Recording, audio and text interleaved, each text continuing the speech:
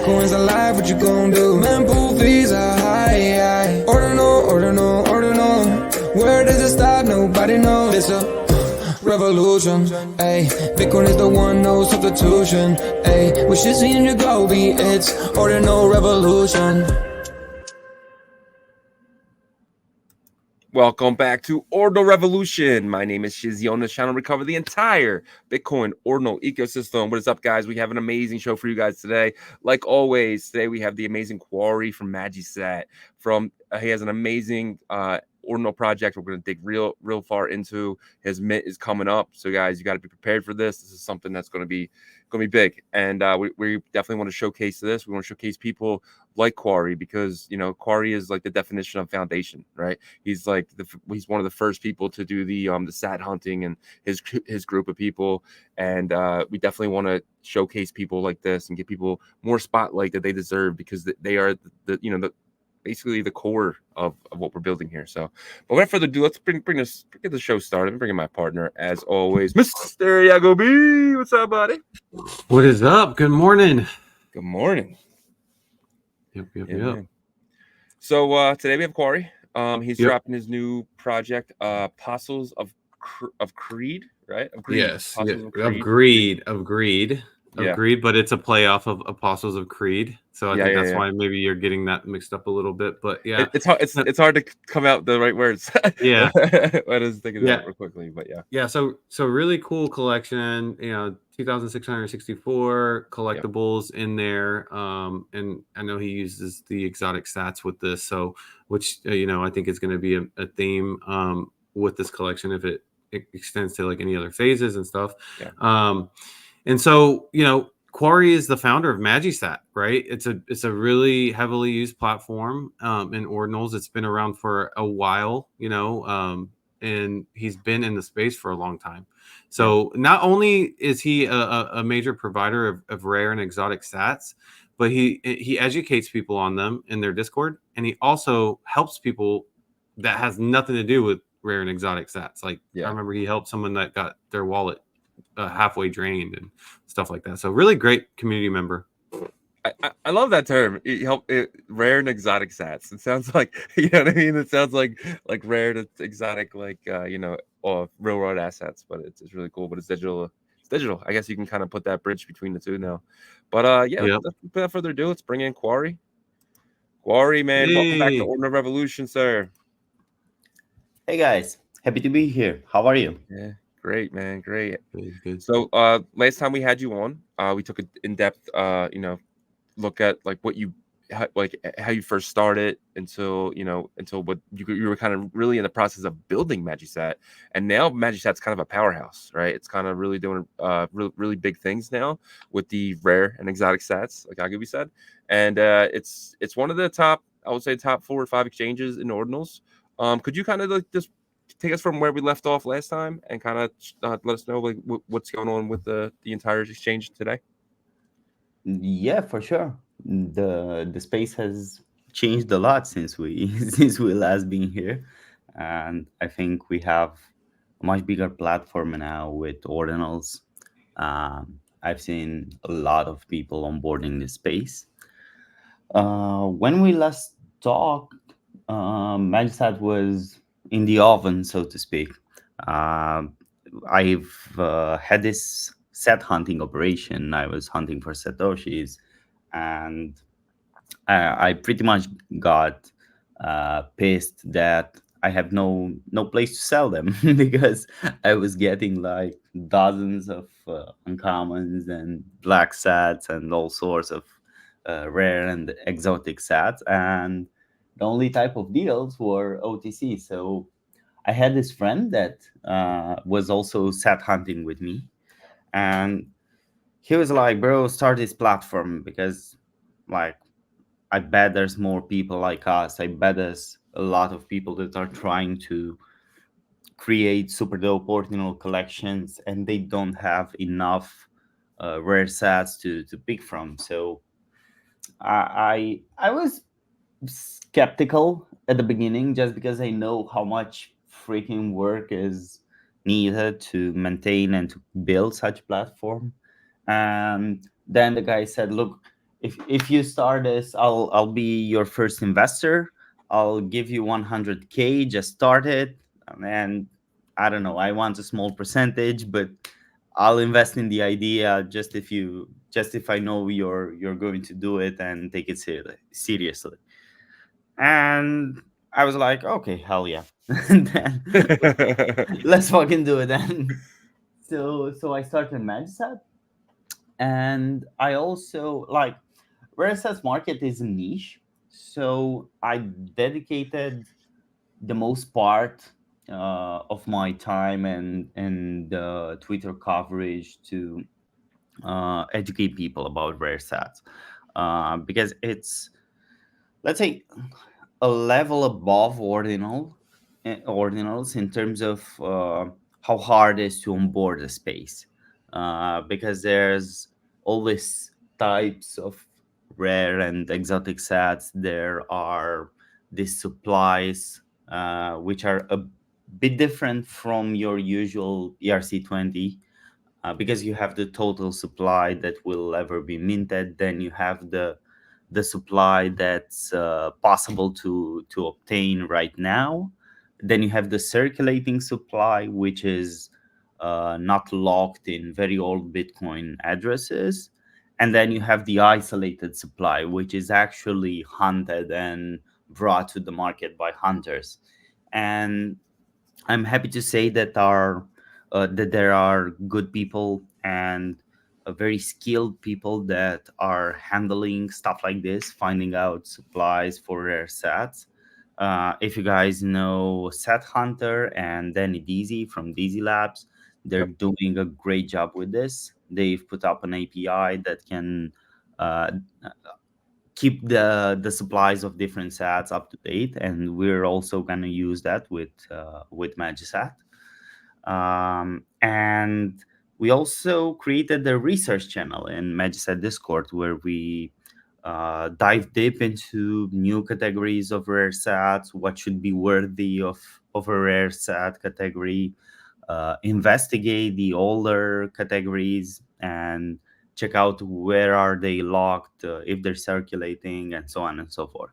So it's been quite a fun ride, and I love to write about rare sets. They're a bit more complicated than ordinals, but I think they're also super catchy. Like there's a there's a higher entry barrier, but once you get there, once you understand the supplies, once you see the beauty in collecting this artifact, it gets you hooked, and you're gonna scroll Magisat and search for something underpriced. You're gonna do your homework about the supplies in hopes to find something below the price market.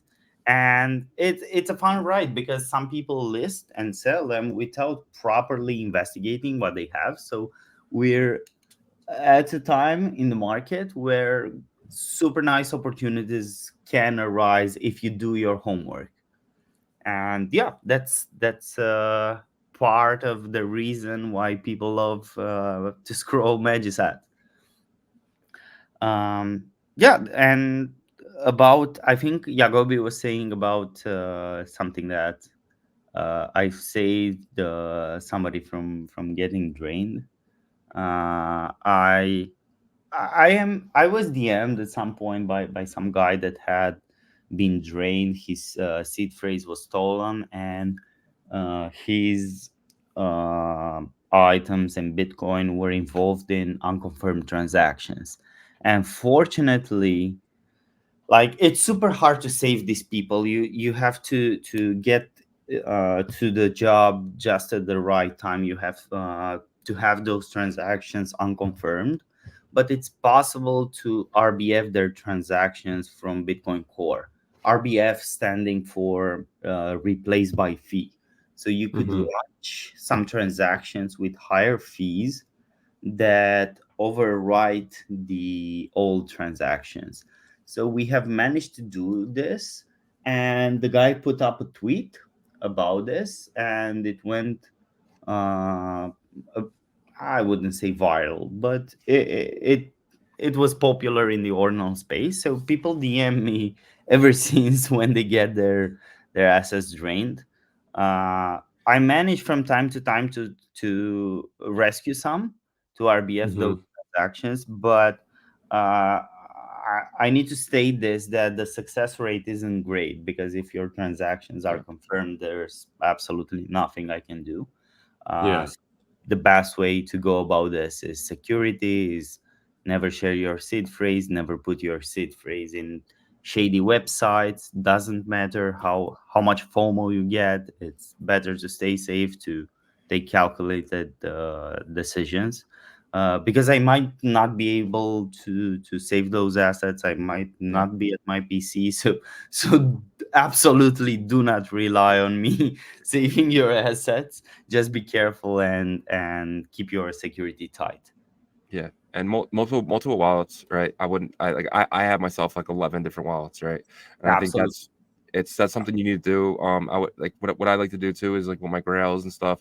I put them in a wallet with no Bitcoin, so that way people have to send Bitcoin to the wallet in order to send that out. So it's another measure that you can do. But obviously, hardware wallets are coming. We're actually in talks with one that's actually building something for us.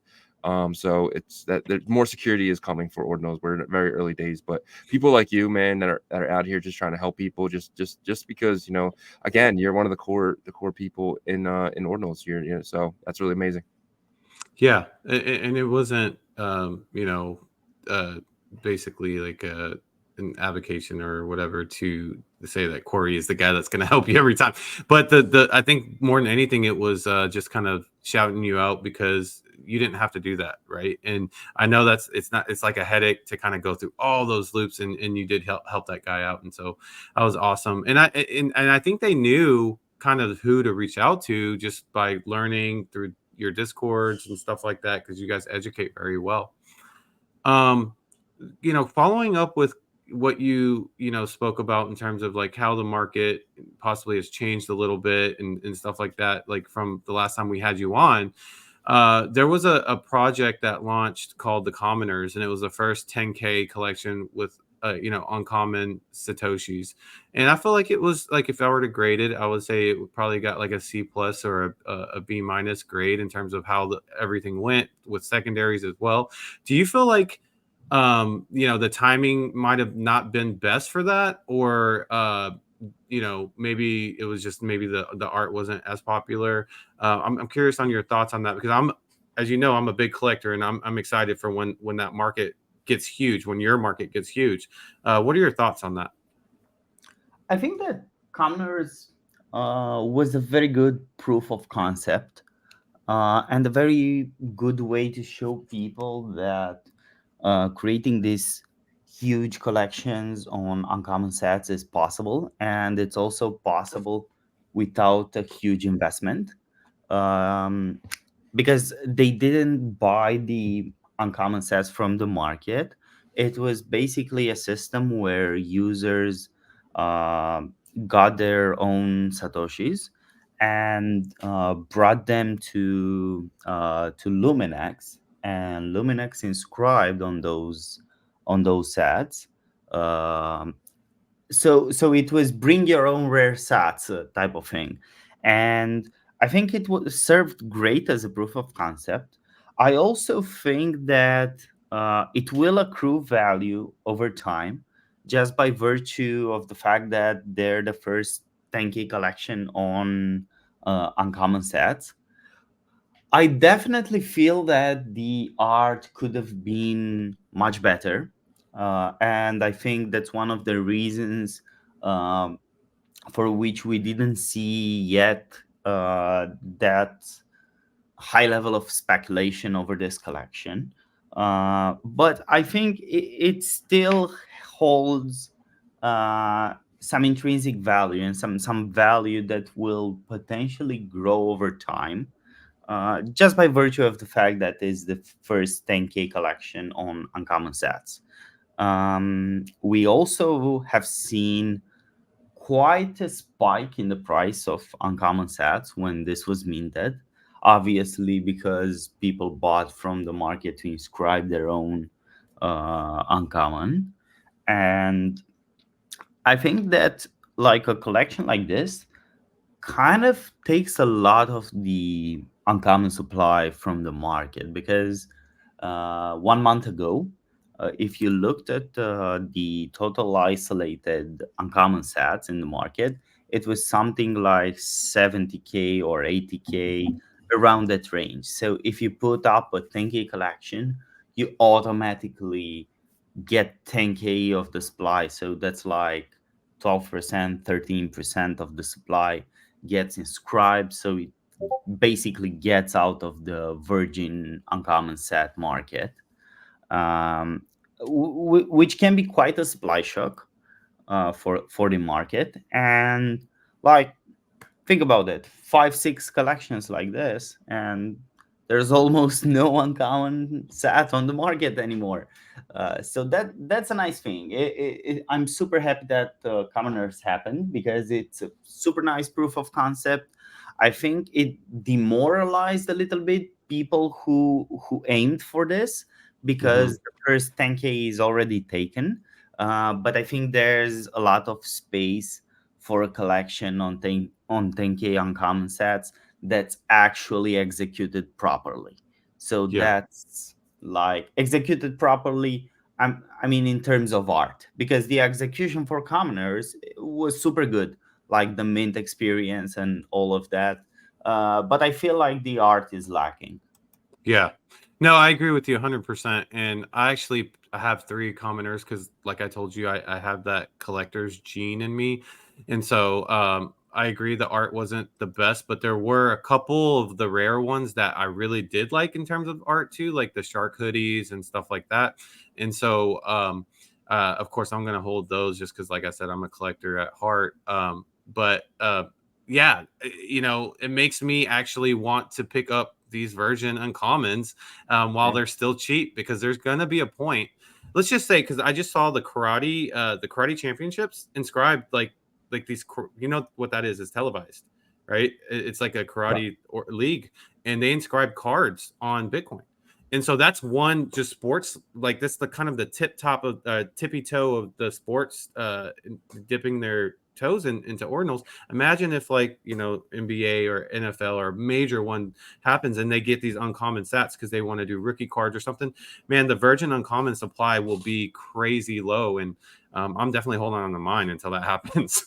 For sure. Yeah, absolutely, absolutely. Well, like I said, like we're 5 6 collections of 10K away from draining up the whole uncommon supply from the market. So Exactly. That's so bullish on rare sats, man. That like two yeah, collections could come in, and then we could have a supply shock. That, like, I mean, you saw what the uncommons did. I mean, I inscribed one, and I had to pay $400 for it because I sold all my uncommons before that moment, leading up to it, because I was trying to take advantage of the hype, and then Yep. I wanted one, and I was like, oh crap! So then I had to go out and buy one. But yeah, yeah, same here, I same paid a here. lot of money for it. I inscribed like I have like 50 of them or something like that, because I had a big stack of uncommon sets, like I don't know, 400 uncommon sets, and I I started selling some. I sold some with the price spike, and then I got that FOMO. So I Yeah. said, "Bro, but what am I doing here? What if they shoot up in price? This is the first 10K collection on Uncommon." So I got that FOMO, and I also inscribed like 50, and I didn't sell them on the market. So now I'm probably going to back them for a long time. Yeah. But I feel like the collection has a good chance of shooting up in price at some point, just by virtue of the fact that it's the first 10K on uncommons. Yeah. What kind of value do you see in the ones that are reinscribed? Because obviously you can take your uncommon and reinscribe it with a different image. Does that has the same value as like a version? That's actually one very good question. I think it's entirely subjective. Personally, I I prefer to buy virgin uncommons if I do, because it's like, I don't know, it's like making a graffiti over a graffiti, Yeah. basically. So I prefer to have the wall clean, and all set up for me to paint on it, rather than have some scribble on it already and me coming and printing over it and stuff like that. So, but it's a personal preference. I'm sure that at some point, especially if 6 7 more collections get inscribed and the uncommon supply is super low, people will probably also opt to get like the lowest floor inscribed uncommons and reinscribe over them, rather than get only virgin uncommons. But either way, the virgin uncommons will be more and more special as time goes on, and as more and more uncommons are inscribed. It's actually a viewpoint that ZK also holds, that these uncommons will get inscribed at some point, and increasingly faster probably. So the virgin ones will become more and more rare. Yeah, sought after for sure. The traditional collector's view, I can kind of give a comparison to this. It would be like, let's say in 1989, Michael Jordan signed one of his cards, right? And in 2009, that exact same card, Kobe Bryant signed on it as well, right? That card wouldn't be as worth as much as if like it was officially signed by both at the same time and verified by like Panini, which is like the card manufacturer. So I feel like it's kind of like that, right? Like it's like the first time you did it, and then like you keep doing it over and over, it loses a little bit of like collector's value, in my opinion, but it is subjective. Yeah, I mean, it depends. For example, like if somebody gets the epic set, if I find the epic set, if I don't know, if a storm of luck sweeps over me and somehow I end up with the epic set, what I would do is create like a system where 5 or 10 of the best artists in digital art can all put some work on the epic set. And if you curate your artists enough and get the best people to all put their work on a set, for example, the epic set, I think the value would be insane for that, and it would just go up with every inscription. It's basically the same thing you said, Yagobi. It's signed by Michael Jordan, it was, and then by Kobe Bryant, and then by other famous people. So LeBron, with each signature, it goes up in value. But then I don't know, your average Joe can get it and scribble some big jolly penis on it, and that wouldn't Inscription necessarily number be one. an added value. Yeah. Yeah, man. Would that be something that you guys add to Magisat, like letting people know in the future if like something is a virgin sat or something? Like a. I guess you wouldn't have to do that, right? Oh, we already have that. Like Awesome. if your Satoshi is inscribed, we put up this label which says like inscribed, so people know and take a look before they buy it, basically. Awesome. Yeah, man. All right. Well, let's go into the next chapter. The next chapter for you will be the Apostles of Greed. I keep wanting to say greed. Sorry, it's Apostles of Greed. You actually have a collection out right now that they have the green eyes, right? And Yep. this new collection is all orange eyes, and the supply of the old ones is closer to 100, correct? Yes, sir. It's 88 green eyes, 8 red eyes, and 8 blue eyes. Gotcha. And this new one is I want to say 2,800, right? 20. No, it's 2,664 orange eyes. Okay. And could you kind of get into that? Like, what was the thought process in the beginning, and what like where are you moving towards now?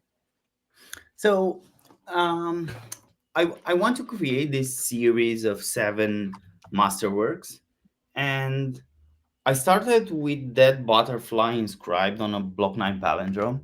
It is the only inscription that's on a Block 9 palindrome still to date, and it happened like 1 year ago.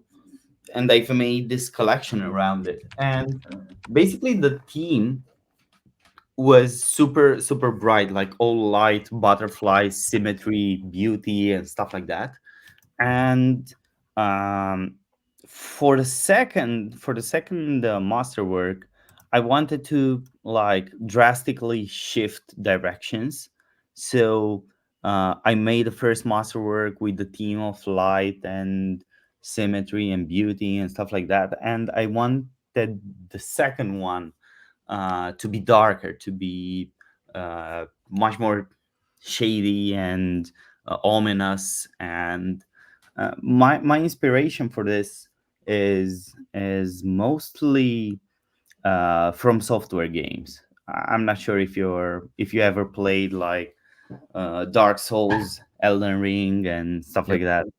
uh, like those games I'm a super fan. I'm a super fan of From Software games. I think they're all of their games are works of art in terms of lore, in terms of how the story goes, in terms of how you discover that lore, like broken up into the game.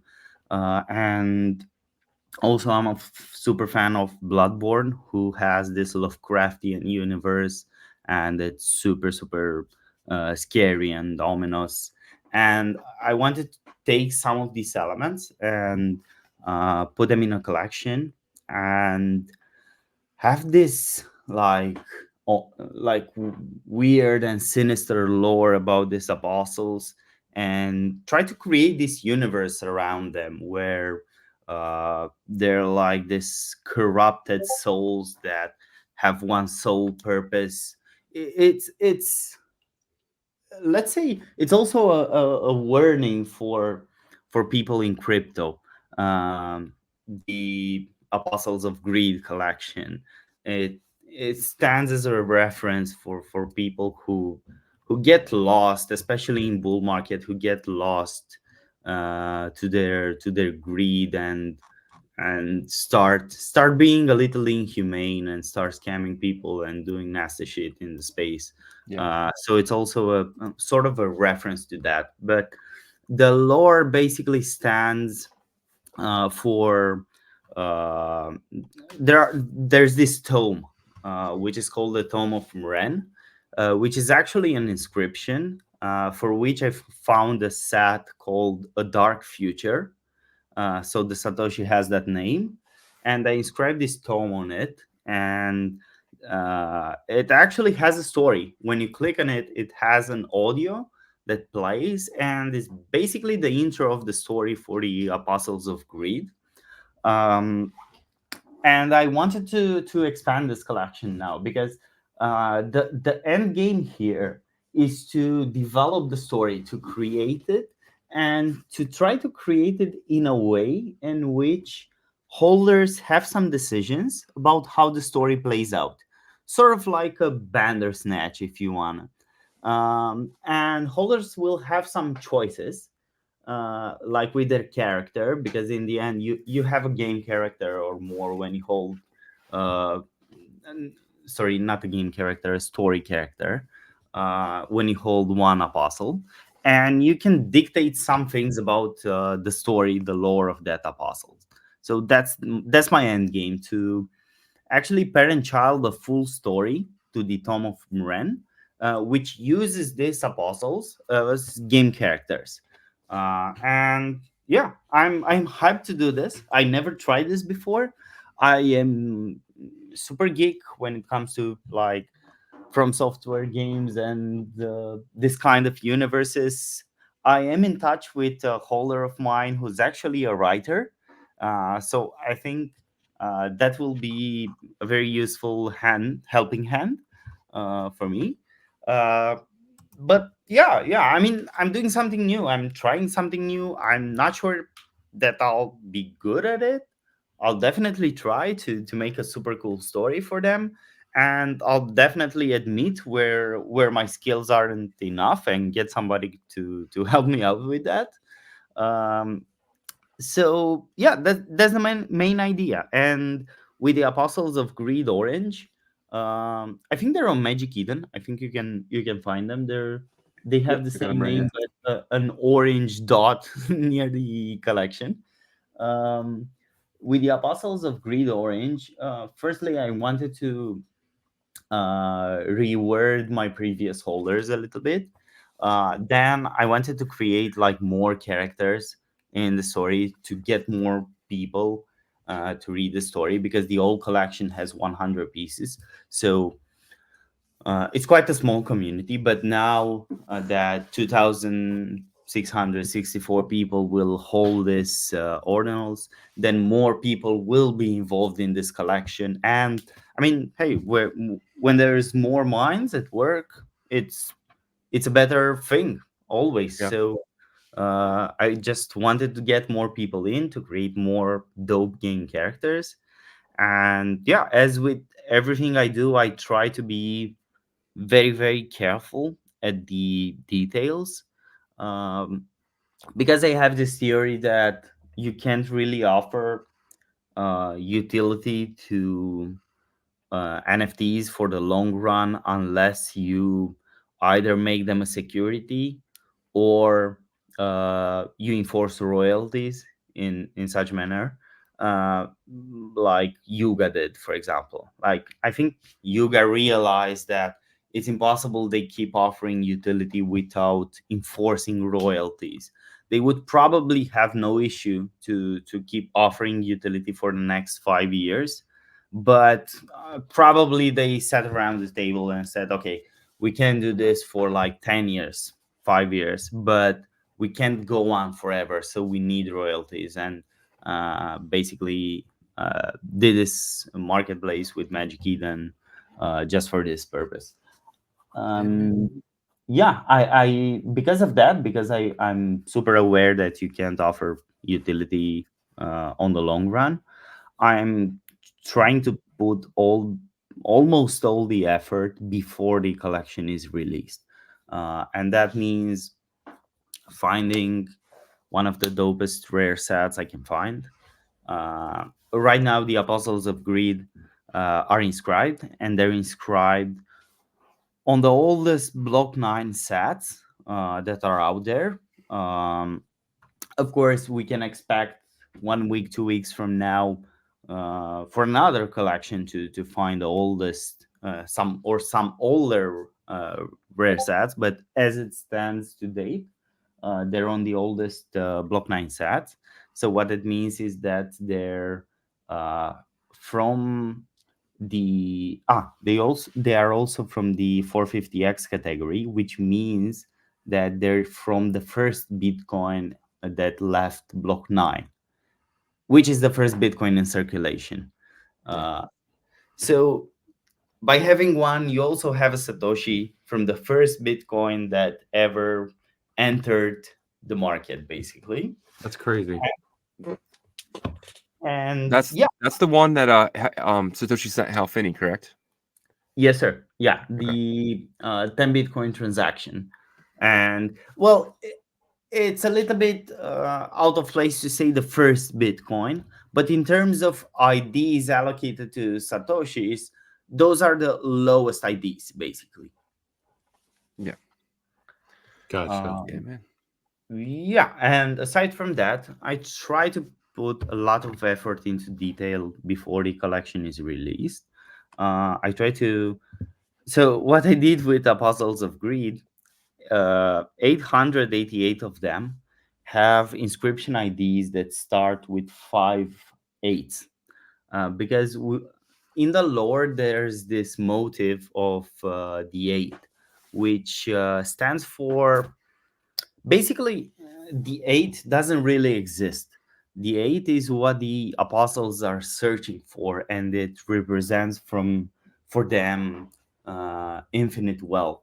It represents this state of transcendence, when where they got what they wanted, so they have all the abundance in the world.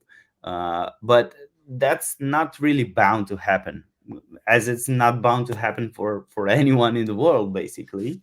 uh, but that's just an end goal that puts you in this endless state of searching, of seeking something that probably doesn't exist. So most of my collection is based on this 8 motif. The old apostles were all inscribed on palindromes with sequences of 8 in them. And for the new ones, I've created IDs that start with 5 8s. And for the unique pieces, for the 8 one of ones in the collection, the IDs start with 5 8s and end with 4 8s. And the way you do that is you're trying to you dry run the transaction to inscribe them. We did it for like 5 hours, and basically we didn't launch the inscription transaction. We just searched and slightly modified the change address, so the address on which we got the Bitcoin back from the transaction, the change address. We basically brute force and changed that until we got a transaction ID that starts with 5 8s and ends with 4 8s for the 101s. And that took like 5 hours of crunching numbers to get there. So you could say it's basically a proof of work for inscription IDs that we did. Um, and yeah, they also have 888 bytes, the one of ones. They're also inscribed in a transaction in which we paid 88,888 satoshis, and their padding is 888 satoshis. So there's this motive of the 8 all around the collection. That's super low, right? Because the dust limit is what, 620? So you're right at the dust Yeah. limit. Is 546 the dust limit. 546. Okay. Yeah. Yeah. Yeah, man. we're near the dust limit, still above it. But I mean, the reason for padding ordinals with more than that is because in the early days, wallets didn't support ordinals, so you wanted to have some additional sats in case you send that UTXO somewhere else, so it doesn't mess up your ordinal loan fee. But we're pretty much past those days now. Yeah, man. Yeah, I mean, I love your approach with this collection. I'm a big Black Mirror fan, and so I'm familiar with Bandersnatch and just kind of that idea. I'm curious of how it's going to work out, because I think obviously you mentioned on our spaces that like it should be open to the public to where people can view like the different storylines and stuff, and I think that's what's going to be the coolest part. So Yeah, absolutely. Yeah, so the way I want to do it is make it public for everyone to observe the story, to see how it unfolds, but involve the holders to be the storytellers, to make decisions. It will basically be something like, um, I'm giving a rough example now, but some apostles are wishing to conquer this citadel or whatever. Do you or do you not on board on the quest? And some things will happen if you do, some things will happen with those who don't. So along those lines, like simple decisions that might make sense, that might have some clues if you should or shouldn't do it, and everyone will be free to take their own decision basically. Awesome. Yeah, and this is something we haven't announced yet, but Quary was nice enough to give us some waitlist spots and for our members. And if you guys are members, I'm sorry, for our pass holders or Ordinal Revolution pass holders, if you guys are pass holders, there's a good chance, well, there's about 25% chance that you are whitelisted for this mint. So definitely check your Magic Eden for this mint. And we just want to thank Quary for that, for letting us do that, because that was actually awesome. Yeah, absolutely. Happy to have your guys on board. Hell yeah. All right, man. Is there anything else that we left out or missed, or anything else before we kind of let everyone know where we're going with the mint? Probably just the main details. Yeah. So 100%. the collection will be on Magic Eden tomorrow, on March 11th, and It will sell on 3 phases. The first phase will be for guaranteed mint spots, and it will last an hour. Will start at 15:30 UTC, and it will end at 16:30 UTC, when the first come first serve phase will start.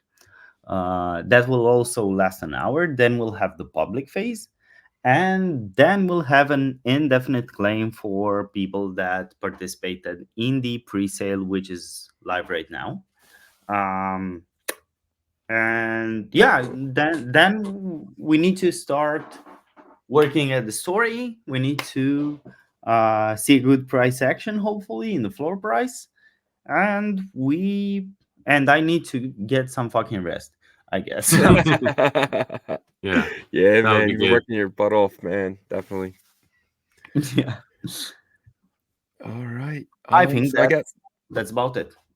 yeah, man. So is it yeah, if you want to, I guess you gave everything you need to give, right? Is there anything else you want to get out before I know I'm putting you on spot again here, but Mm, I wrote a nice post which is pinned to my Twitter about what people should look after when they choose to onboard an ordinal collection and buy an ordinal.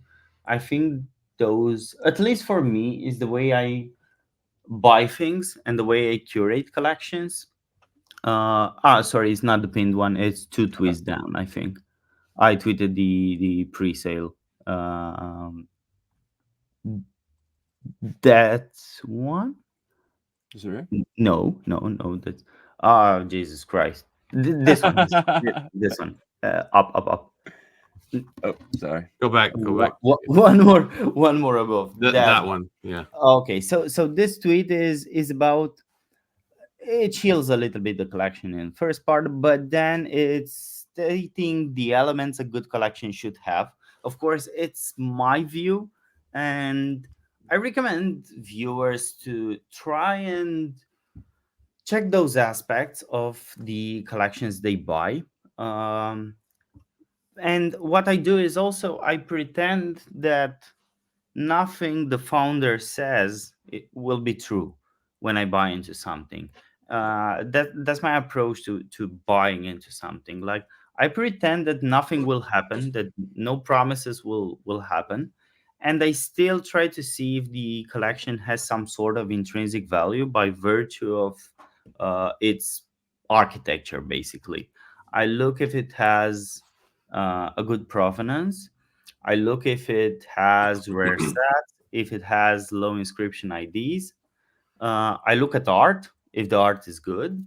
Then I look for some extra features, for something spicy about the collection, like if they went out of their way to create something dope to give that extra flavor to it. And then, of course, I look also at the community.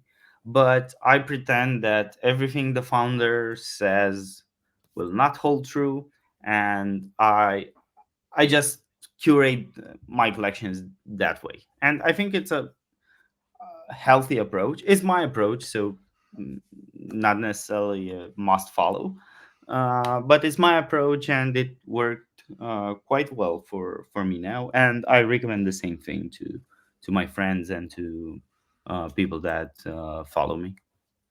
Absolutely amazing. Well, Quary, that's our show, buddy. Thank you so much for coming on, man. We can't wait to have you on for a third time. The first time was amazing. This one was even better. But yeah, so thank you, sir. And gotta do it again. Thank you for having me, guys. Anytime, man.